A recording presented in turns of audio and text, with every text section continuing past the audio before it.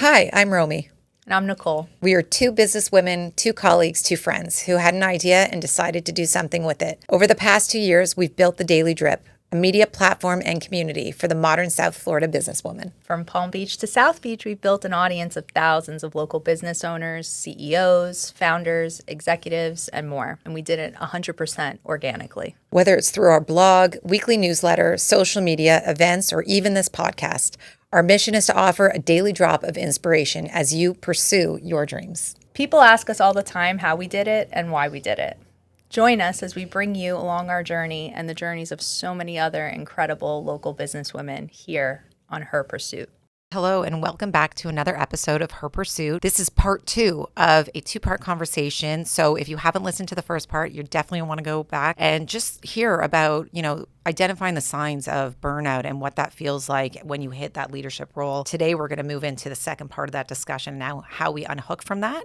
And I am Romi, co-founder of The Daily Drip, joined by Nicole, my partner in crime.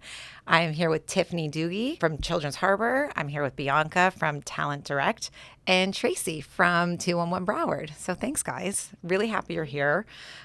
We got really into it on the last one, and we definitely talked about losing yourself and what it costs to get to this role of leadership. And I think that while we definitely talked about the downsides and definitely some of that, I think today we kind of want to touch on what are the things that we reclaim, what are the things that we can do so that we can get back to enjoying why we got into that. We kind of paid our dues to get to this point. So what does it look like next? And I mean, personally, we hear a lot about balance.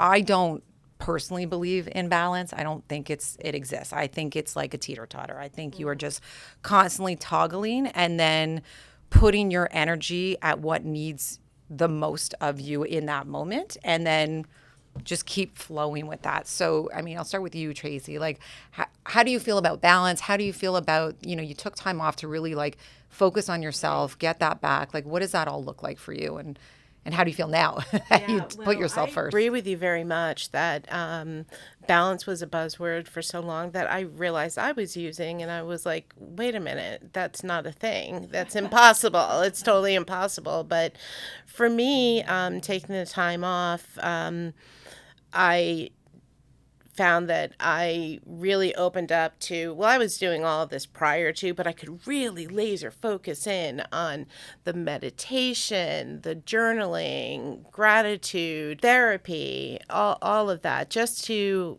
reclaim myself again. And it was life-changing.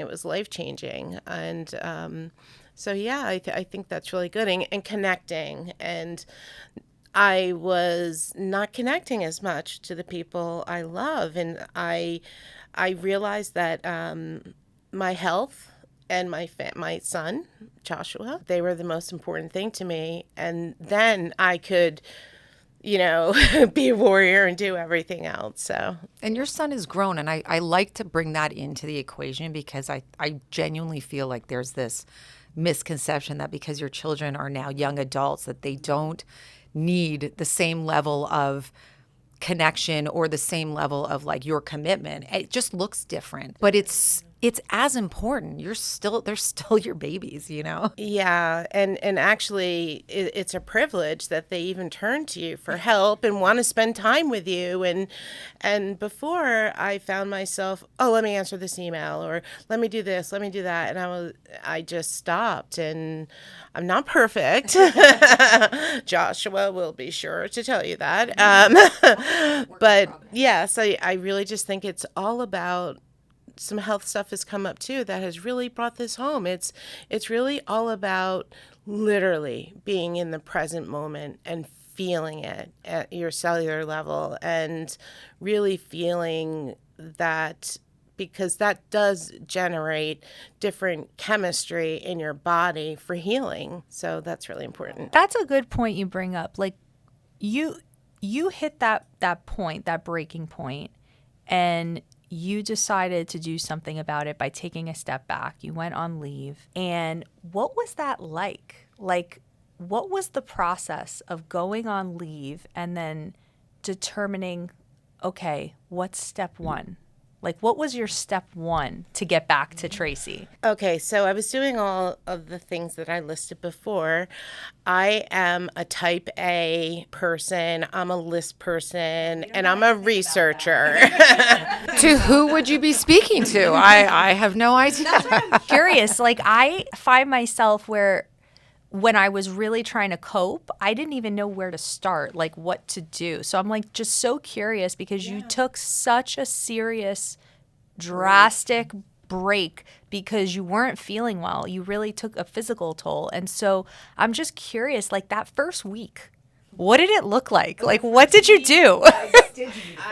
I slept a lot, and then I did the research, and I found a podcast by Caitlin Donovan, and it speaks directly to burnout and the real truth of burnout, real talk. And that's when I stumbled upon, I went down the YouTube rabbit hole, Dr. Christina Maslach, and I was astonished. I was like, somebody's been studying this for 40 years. And I listened to her YouTubes, and it was mind-blowing. I felt like I wasn't alone because I thought something was wrong with me. And it was really, nothing was wrong with me. Nothing was wrong with me. And that it's so prevalent. And so I really listened to a lot of that, and I journaled a lot. Journaling. That's Something I hear a lot of people talking about, like taking that 1 hour in the morning or whatever it is, like almost dedicating that time. Yeah. A whole hour. Just the mere, this is how you know I haven't gotten there yet in terms of my growth and working on myself.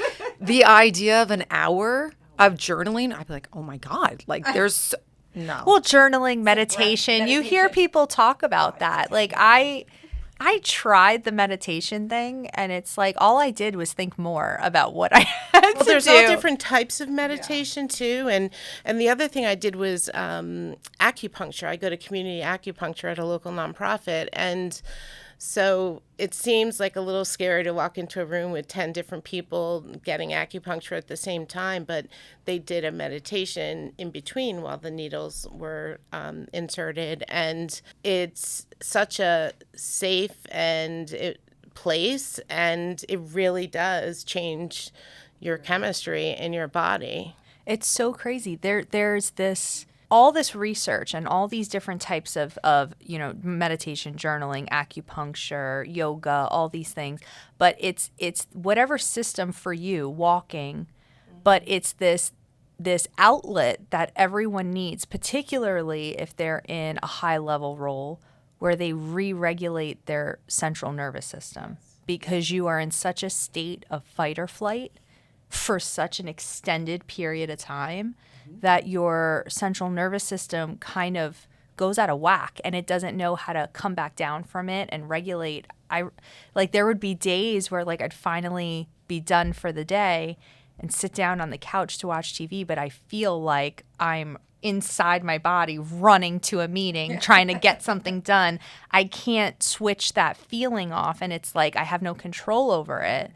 And so I had read something recently about acupuncture with helping with that whole re-regulation of your nervous system and resetting yourself so you're out of that fight or flight state. The other thing to mention, too, that really made a strong impact on my life is Boundary Boss by Terry Cole and Dr. Joe Dispenza doing his work. I had been doing his work for a year or two before that, but really dove in big time. I haven't been lucky enough to go to the retreat, but hopefully soon. And he talks about quantum healing and based on science, and so it's pretty interesting.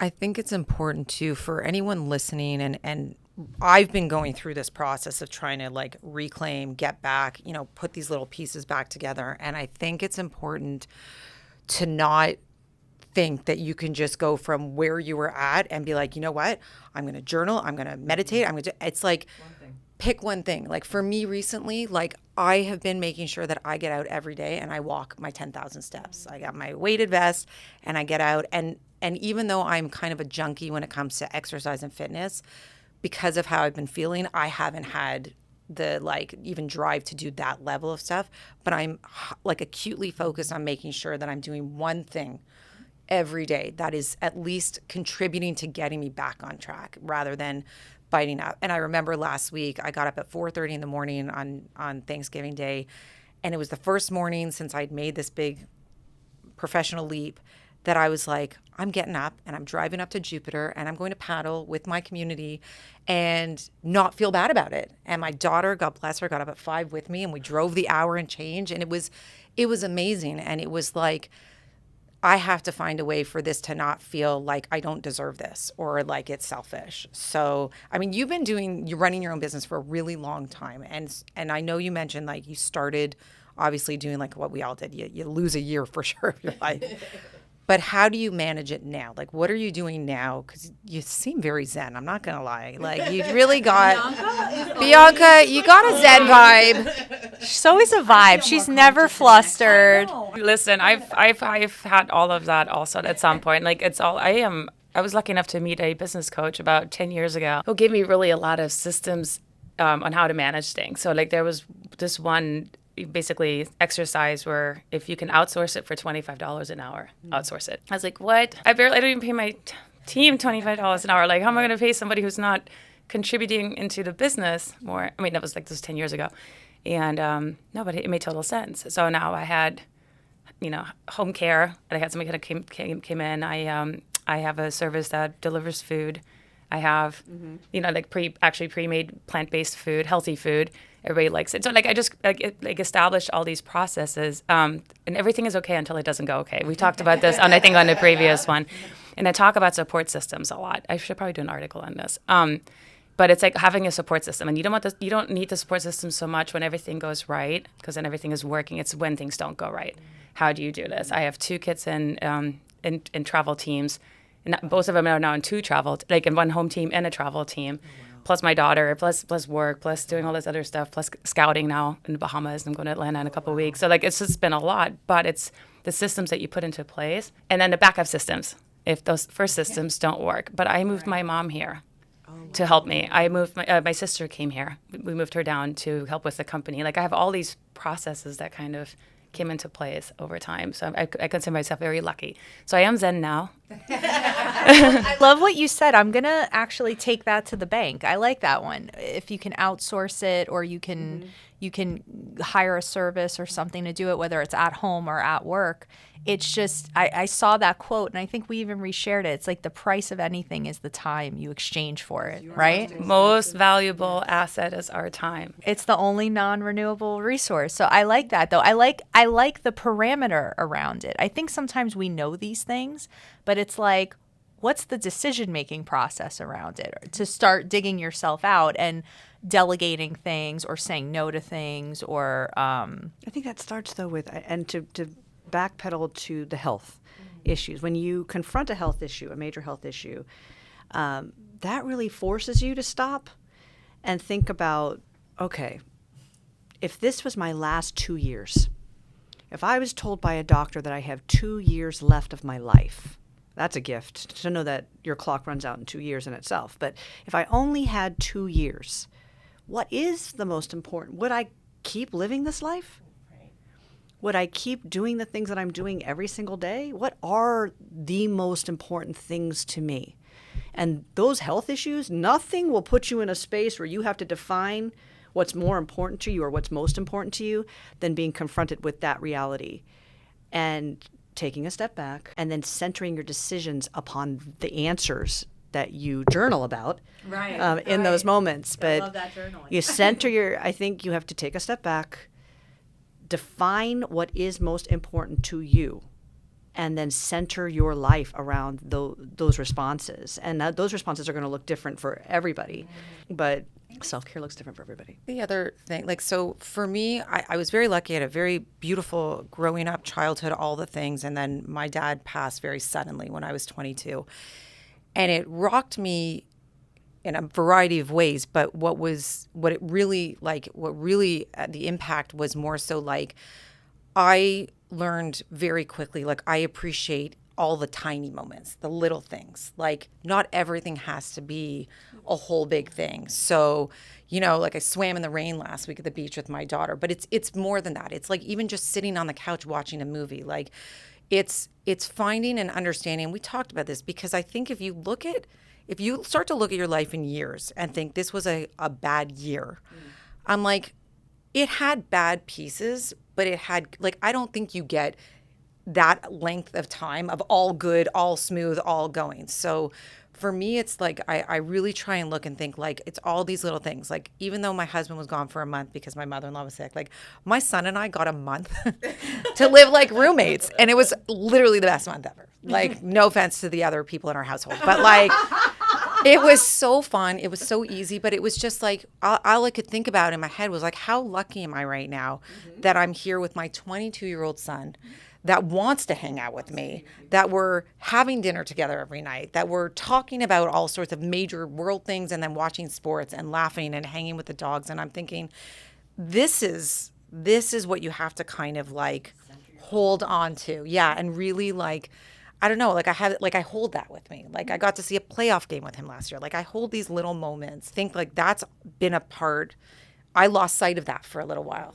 That goes back to like losing that piece, but like regaining it is like, these are the good things, right? And all the chaos, it's this stuff. Focus on what is true and what is right and what is good in your life. And that looks different for you, and for you. But when you get lost in the obligation of your life, what has worked for me, and it's a work in progress. I'm still digging myself out there because I'm exhausted, but is when I am focused and centered on what is true and what is good and what is right in my life, I am okay, because this is hard and it is consuming and I am exhausted. And there are many, many times where I'm like, I am moving to Spain right now. They have free healthcare. But you know what? There's so much good too. There is so much good. It's defining your negotiables and your non-negotiables. Yes. And that doesn't mean you live to only do your non-negotiables. That's unrealistic. And that's where the balance comes in again. I don't believe in balance either, like at all whatsoever. I don't think it exists because I think then we get stuck.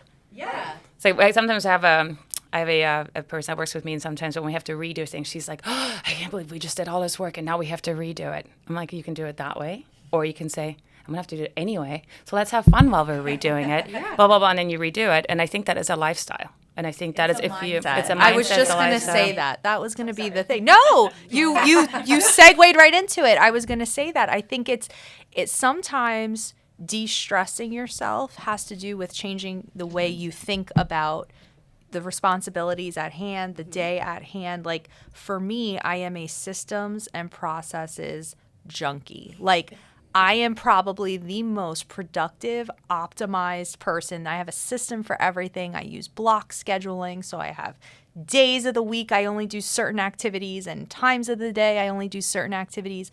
And yes, theoretically, I can pound through a ton of projects, meetings, client appointments, networking, and I can move the needle on all of them. But the cost for me comes at, like, we are not designed to be machines like that, right? Like we just shouldn't be operating at that level all the time. And so for me, in the last 2 to 3 months, I would say I had this realization where you said we shouldn't feel guilty about going for a walk or going for a run. It's the guilt that comes with it. You have the same block for self-care that you have assigned for your work. Bianca, you get me. This is where I came. So it was not that I didn't know to schedule time to go to yoga or go for a run. It was the mindset where, do I deserve this? Should I be doing this when I could be doing something more productive, right? Should, right? I should so be doing something. I had to shake my head up and say, it got me to a point where I was so stressed out. My hair was falling out like crazy. Like it was me and the dog with a competition for the more hairballs around the house. I mean, it was out of control, that I said, okay, now I'm doing it out of damage control, right? So now I'm not looking at this as a deserving gift I've earned. I'm now, my mindset has shifted to damage control. So I scheduled it, because that's the only way I know how to do anything, right? Schedule it. But then what happened was I was going for a daily walk. I read a lot, and I read about this guy in Entrepreneur magazine where he was talking about how every day at 11 o'clock his office shuts down and everybody has to go do something physical.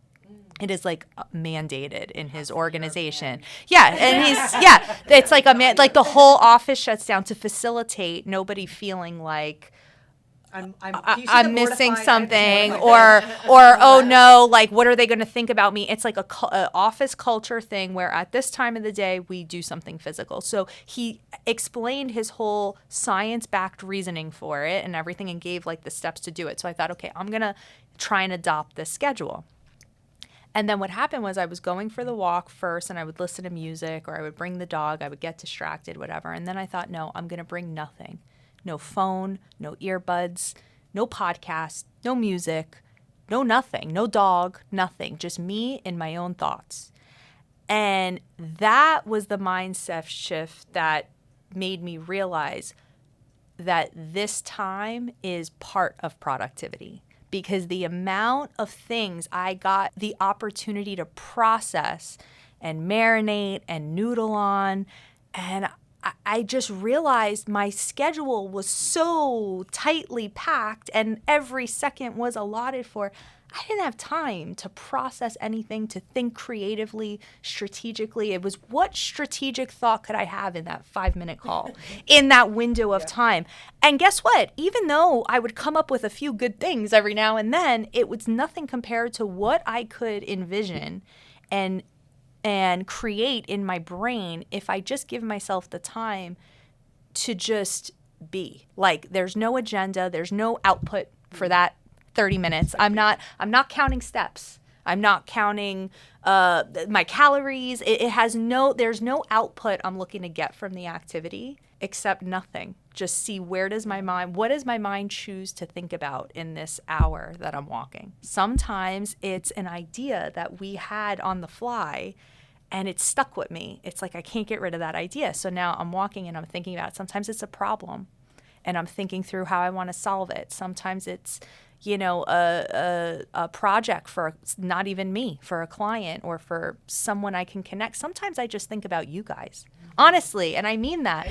Sometimes I just think about the thought leaders and the Daily Drip, and I think about, wow, like I can't believe they want to be a part of this. Like, I wonder what's motivating this person to stay or to keep getting involved, or she's brought so many people to us. What do they all have in common? And sometimes I just sit and I just think about all the people in the sphere and what's attracting them and what's keeping them and what's working for them, what's not working for them. And it's like that time to just let your mind do whatever it's going to do is a part of productivity. And so that was the mind shift I had, where I went from guilt. I went from this is something you need to earn, and the guilt of you have not earned it yet, to, oh my God, I've never felt worse. I need to do this for damage control or I won't be able to keep going, to, oh my gosh, I need to do this so I can perform optimally. What's interesting is that is what you start with, right? Because you don't have the activity. You don't have this crazy business. You don't have all these responsibilities.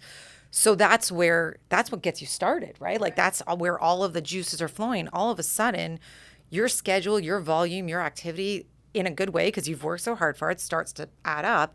And all of a sudden, you're packing yourself. Like, I look at white space on my calendar and I have like a visceral reaction. I'm like, oh, I better put things in there. Like, that to me demonstrates laziness. Like, if I'm not doing something, so of course I'll just fill it in. But it's interesting how what got you started, that ability and time and space to come up with whatever this path you're on is there. To create, to get in, to build and do all those things, all of a sudden it takes off and you stop having the time for that. And it's interesting to be here at this point and saying, I need to get back to that. Like I have to get back to that, because I'm not going to be able to continue to grow and build and develop if I don't reclaim some of that time and the creative space. Like, I woke up on Monday in this new shift and I was like, I felt out of sorts because I didn't know. I didn't feel comfortable with the fact that I didn't have a defined thing that I had to do. activity based. And so then I start to feel bad about myself. Like I should have had this all figured out. I should have woken up at 5 and been ready to go and known. And it was like, I don't even know. And somebody messaged me and said, you need to give yourself like a minute to just take this in. And this is the point of all this, is to regroup and be more intentional and more strategic in how you're using your time and taking those walks. I mean, I say to Nicole, when we hit our peak, I'm like, we're not saving lives. We're just not. Like, I'm not getting called into the ER. So if I don't answer that email in that moment, if I don't take that call, like in our job anyway, no one isn't going to be safe. Like no one's dying, So to be hyper aware of that, right? Like, yes, we're having impact and we're changing lives. I'd like to think like that's something we take really seriously, but it's been a lot of work to get back to thinking about how to get back to who we are and who we were when we started all of this, and then adapt to the good parts of the change and get rid of the parts that just do not work. Well, I'm inspired to do the one thing I've put off, and that is walking, not running.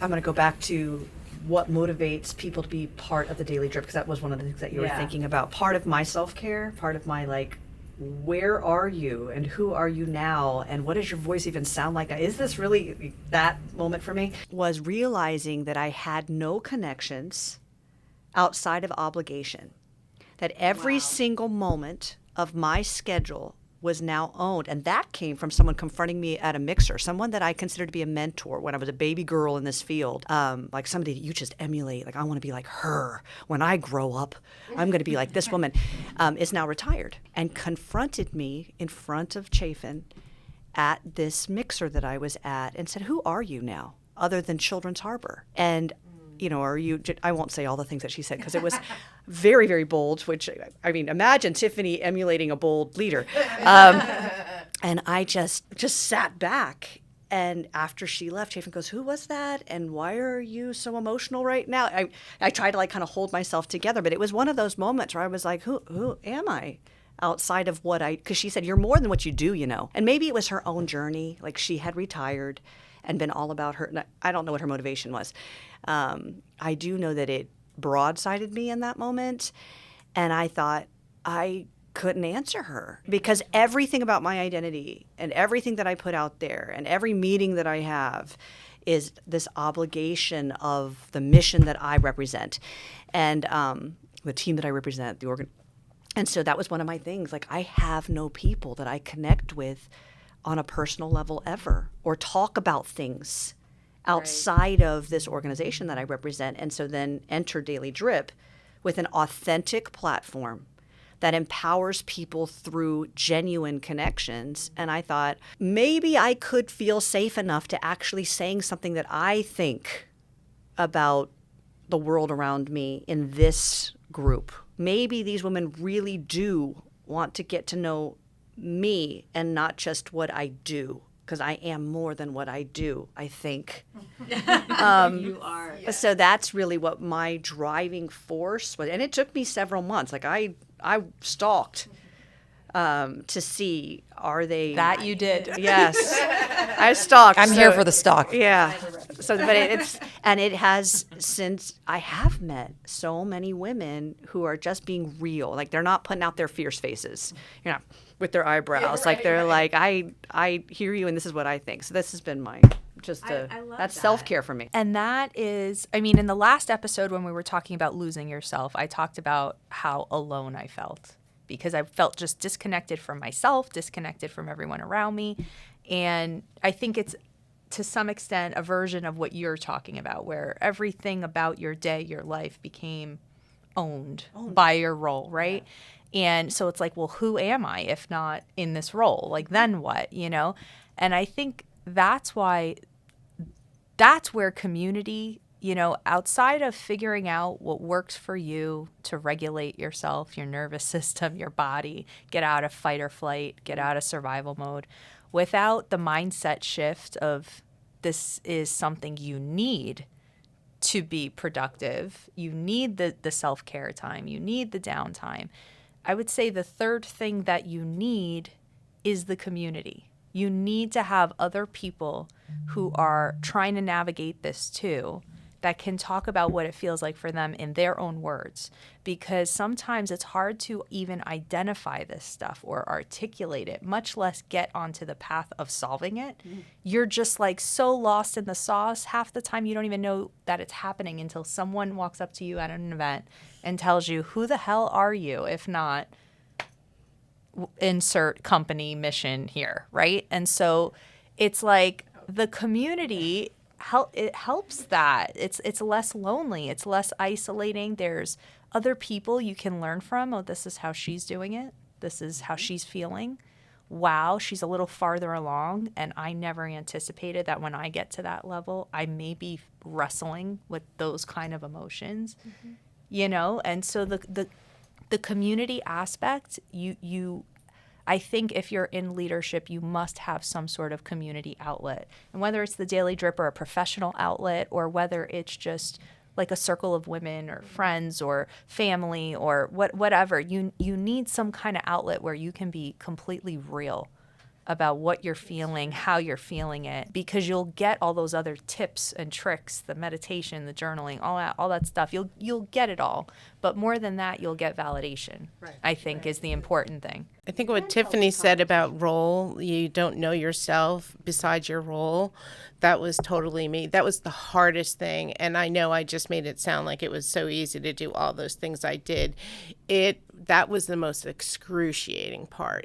Who am I, if not that? Now I have no contribution to anyone around me because I'm not doing this. And that decision to step back and to take that leave, it blows my mind how brave that decision was, to take that time and say, you know what, I have to find me right now. So my version of that, because it wasn't all in, but as most people know, I go to a lot of events and I do a lot of networking. Your life makes me tired. And well, I got news for you. My life makes me really tired. And it was, people are like, oh my God, you're everywhere. You're here, that you're there. And again, it was part of what was required to get, all of this activity. But it got to the point where I realized that every bit of interaction I was having was somehow connected to work.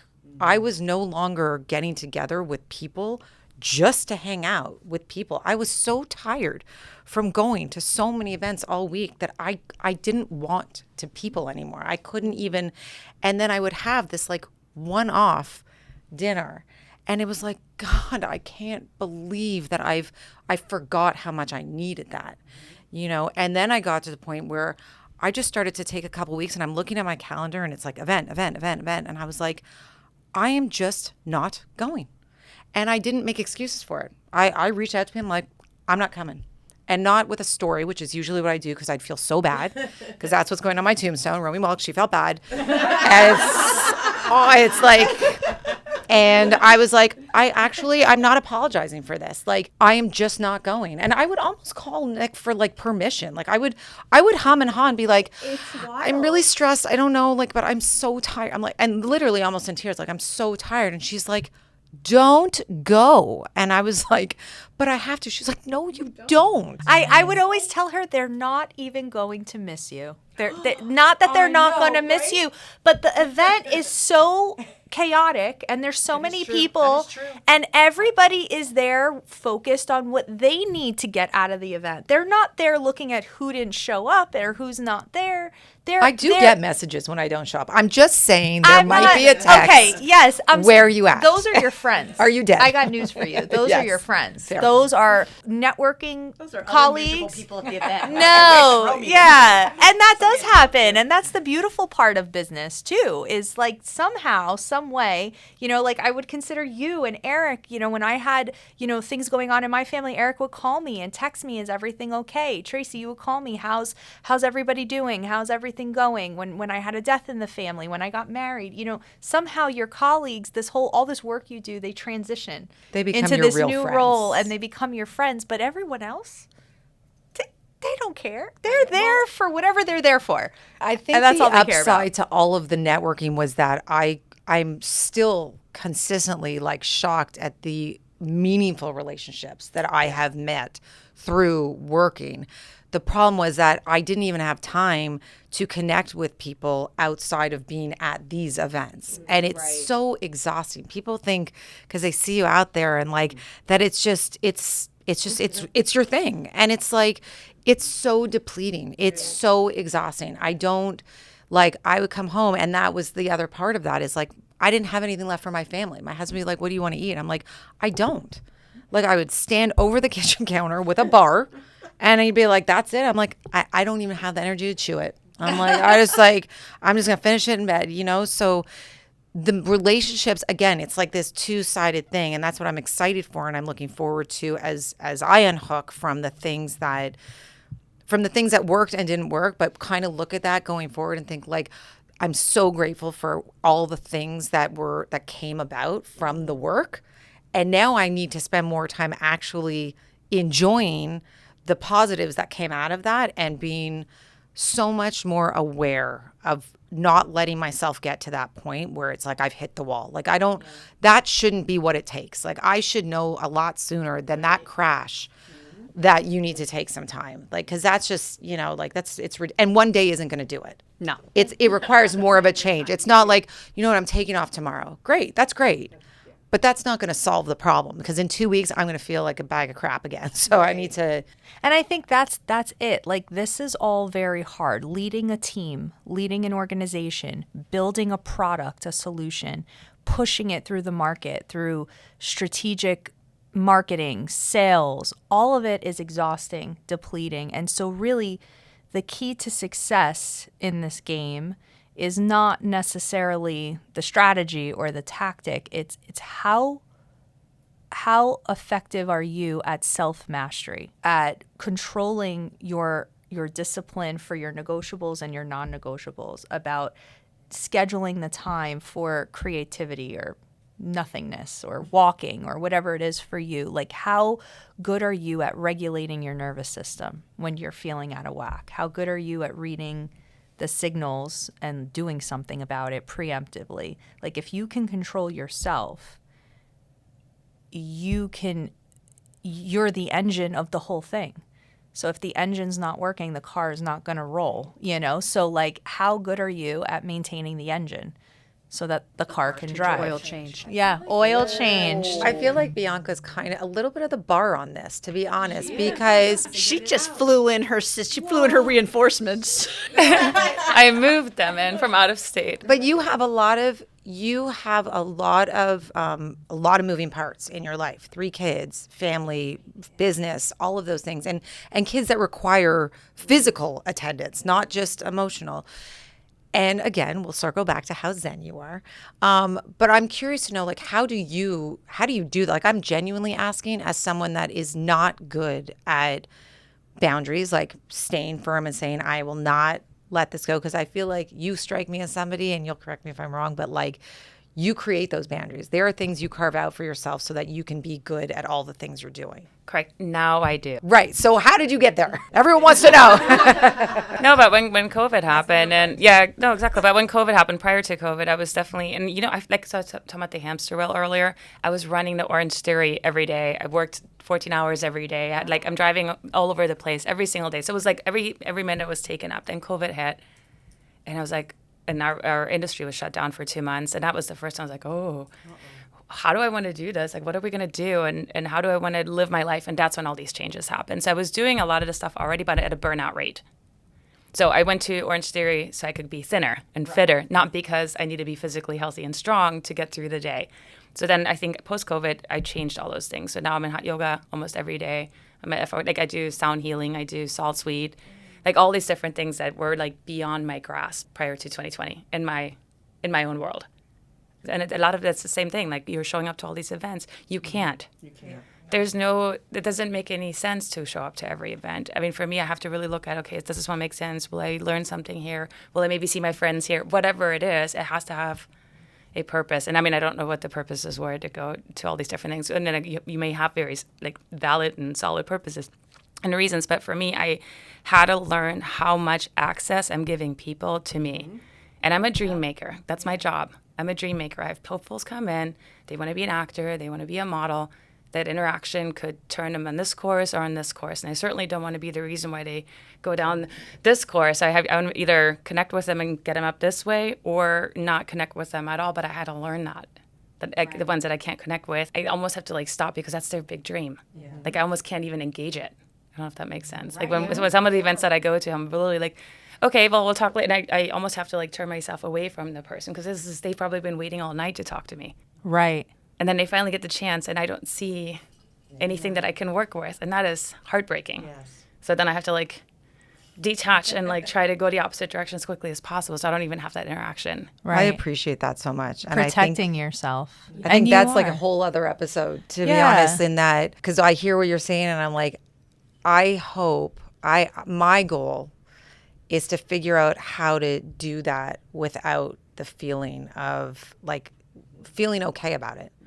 Like I heard you list off all this, and I was like, oh my god, that's so. How do I get back to getting out on the water and not feeling like I should have done something else with that? Back to your non-negotiables. Yeah, like that's my project right now. So get back to your non-negotiables, and really, like for me, health, working out is very important. Spending time with the kids is very important. I was lucky enough that I structured a work life where then if I have to work till 11 o'clock, so be it. But you know what? I did my yoga, I did for lunch. Then, like today I have a soccer game after your event. So like and then I probably have to catch up my work until 11 o'clock tonight. And that's fine. I have no plans tonight. I'm just going to be home on the couch, answering emails, whatever. But that's how I can now be here, come to your thing, go to the soccer thing. Feel satiated. Business is thriving. And the business is thriving. And this is what I would that's the message. Leave everyone with. So there's a saying that says the business is a reflection of its owner. There's that saying in business and business coaching, right? So like if you're a hot mess and disorganized, your books, your accounting, everything's going to be a hot mess and disorganized. If you're a bubbly person, you're going to have a lot of activity generated, but maybe like no follow through, or because you don't have the organization to back it up. So they always say like the business is a reflection of the owner. Your fears, your motivators, your triggers, your skill sets, your challenges, like your business is going to look some way like that. And so I think the lesson here is that Bianca's business looks like absolute zen, calm, a straight line, just absolutely steady Eddie, focused and beautiful, amazing, and well rested. And I want to look like that, and I want my business to look like that too. Glowing. And her skin is glowing. It's the hot yoga, I'm certain. What are we doing next week? I know. Anyway, guys, thank you so much. I think that it is so important we're having these conversations. I think we're helping a lot of people knowing that while it looks like everyone's got it together, and well, Bianca does, but for the rest of us, that we are being real about it, because we don't want anyone to feel like they're not doing it. Like, don't feel alone. That is what this community is about. So thank you guys so much for being here and for this conversation and being so awesome and real. And definitely tune in for the next episode of Her Pursuit. Thanks for listening to this episode of Her Pursuit. You can catch a new episode every other Wednesday. Please don't forget to subscribe or follow so that you don't miss out on any of the good stuff. We love bringing you free content and value to help inspire and motivate you. So if you enjoyed this episode, throw us a thumbs up, leave us a rating, a review, and send this to a friend who you think would enjoy it. Your support is so important to us, and we wouldn't be able to do any of this without you. So thanks for listening. Talk to you in 2 weeks.